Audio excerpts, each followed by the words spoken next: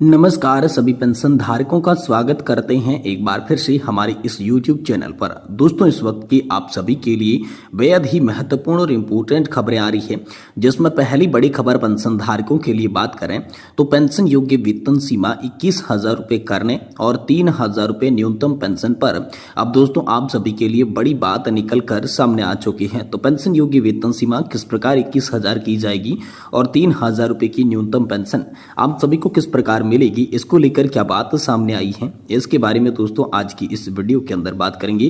क्योंकि ईपीएफ और EPS 95 salary limit 21,000 रुपये तक बढ़ सकती है, इसको लेकर दोस्तों आप सभी के लिए बड़ा अपडेट आया है। साथ ही साथ दोस्तों बात करें तो सरकार को यकीन नहीं है कि ईपीएस 95 पेंशन भोगियों के जो परिवार है वो घोर गरीबी में जी रहे हैं, और अब इसको लेकर जुबानी कार्रवाई दोस्तों जवाबी कार्रवाई क्या निकल कर सामने आई है, इसके बारे में भी आज की इस वीडियो के अंदर बात करेंगे। और साथ ही हम सभी के लिए बात करेंगे सेल बीएसपी पेंशनर्स एसोसिएशन ने पीएम मोदी को सीधी डिमांड कर दी है। ईपीएस 95 हायर पेंशन पर कर्मचारी भविष्य निधि संगठन की पोल खोलने वाली बात सामने आई है, तो इसके बारे में भी दोस्तों आज की इस वीडियो के अंदर बात करेंगे। यानी कि दोस्तों पेंशन धारकों के लिए आज की ताजा बड़ी खबरों की चर्चा इस वीडियो के अंदर करेंगे। तो चलिए बिना किसी देरी के यहाँ पर वीडियो के अंदर पूरी खबरें विस्तार से जान लेते हैं। आप चैनल को सब्सक्राइब करना छोड़ दीजिए, वीडियो को लाइक करना छोड़ दीजिए, लेकिन आप वीडियो पूरा देखिए, जिससे क्या है आपकी बातें जो है समझ में आ सके, पेंशन को लेकर क्या बड़ी खबरें जो है वो सामने आई है। तो चलिए यहाँ पर सबसे पहले बात करते हैं पेंशन योग्य वेतन सीमा 21,000 रुपए और 3,000 रुपए की न्यूनतम पेंशन को लेकर अब आखिरकार आप सभी के लिए क्या बात निकल कर सामने आ चुकी है। न्यूनतम पेंशन की लड़ाई को कोर्ट तक ले जाने की बात अब पेंशन भोगी कर रही हैं। ईपीएस 95 न्यूनतम पेंशन को लेकर रोज नई नई बातें सामने आ रही है। अब नवीनतम एक्चुअली मूल्यांकन पर सवाल उठाया जा रहा है। इसके बारे में पेंशनर्स क्या सोचते हैं, पेंशन भोगी रामकृष्ण पिल्लई ने इसके बारे में लिखा कि एचपीसी को भी ईपीएस 95 की कमी के बारे में पता है, इसलिए उनकी सिफारिशें बजटीय सहायता के अधीन थी। अरुण जेटली जी के समय वित्त विभाग ने प्रस्ताव वापस कर दिया था। उस समय बाद में टेम्स ब्रिज के नतीजे में यहाँ पर जो है पानी बहा चुका था। मेरे विचार से पिछले 10 वर्षों से मुद्रास्फीति और वेतन में वृद्धि को देखते हुए पेंशन योग्य वेतन की सीमा को बढ़ाकर 21,000 रुपये करने के अधीन बिना किसी अतिरिक्त बजटीय सहायता की 3,000 रुपये की न्यूनतम पेंशन तय की जा सकती है। फिर भी बढ़ी हुई आवक, बढ़ी हुई निकासी का ध्यान रखेंगे। जब तक अधिकतम पेंशन योग्य वेतन 21,000 रुपये हो जाता है तो अधिकतम पेंशन योग्य स्वचालित रूप से 3,000 रुपये की न्यूनतम पेंशन के हकदार हो जाएंगे। अतिरिक्त बोझ केवल पुराने पेंशन भोगियों और कुछ नए पेंशन भोगियों के संबंध में होगा, जिसे ईपीएस वहन करने में सक्षम हो सकता है। पेंशन भोगी पी के माथुर लिखते हैं कि ईपीएस पेंशन भोगियों से पेंशन बढ़ोतरी के मुद्दे पर झूठे वादे क्यों किए जा रहे हैं। जैसा कि मेरे सभी पेंशनर्स मित्र इस सच्चाई के अवगत होंगे कि कई राज्यों में लगभग सभी उच्च न्यायालयों ने ईपीएस 95 पेंशनर्स के लिए आदेश जारी किए, लेकिन कोई फायदा नहीं हुआ। जबकि सुप्रीम कोर्ट ने 4/11/2022 की आदेश को भी लागू नहीं किया गया है।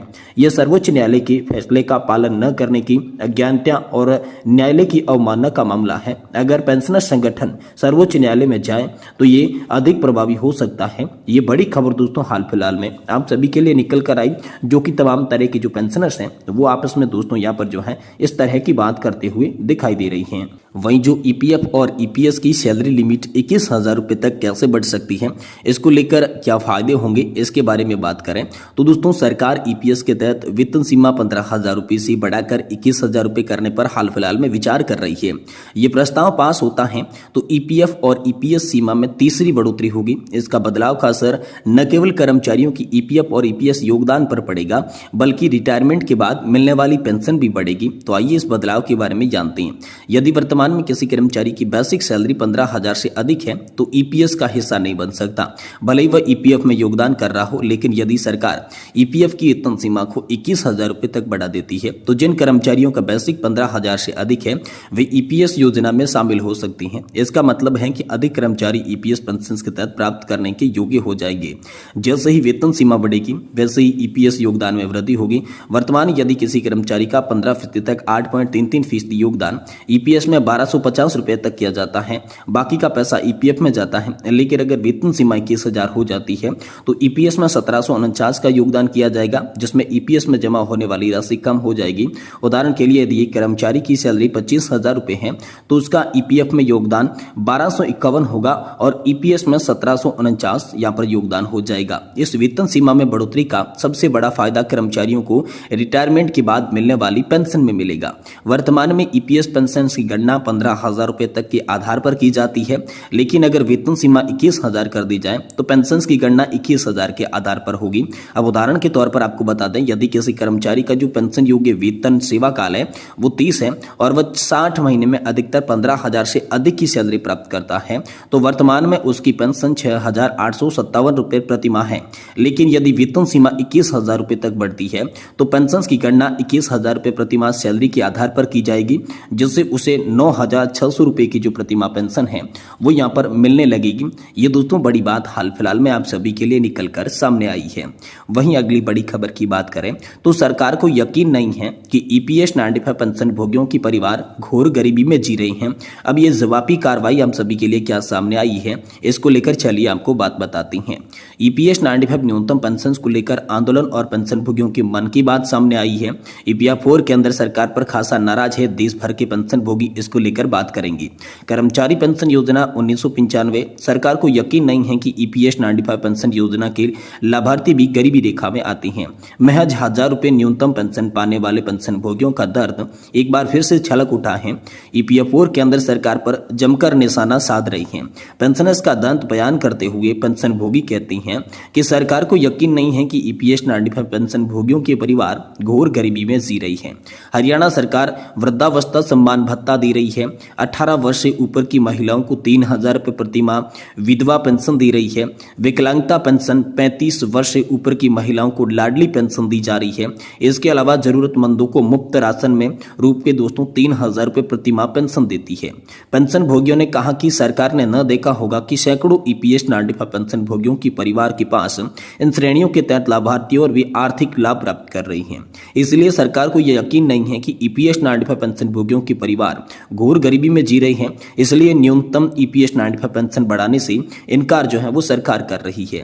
यही कारण है कि एनएससी हरियाणा में एनडीए के प्रदर्शन पर कोई असर नहीं डाल सका। मुझे यकीन है कि हजारों ईपीएस 95 पेंशन भोगियों ने हरियाणा में एनडीए को वोट दिया और इसी तथ्य को कमांडर अशोक रावत सर ने भी साक्षात्कार में स्वीकार किया था।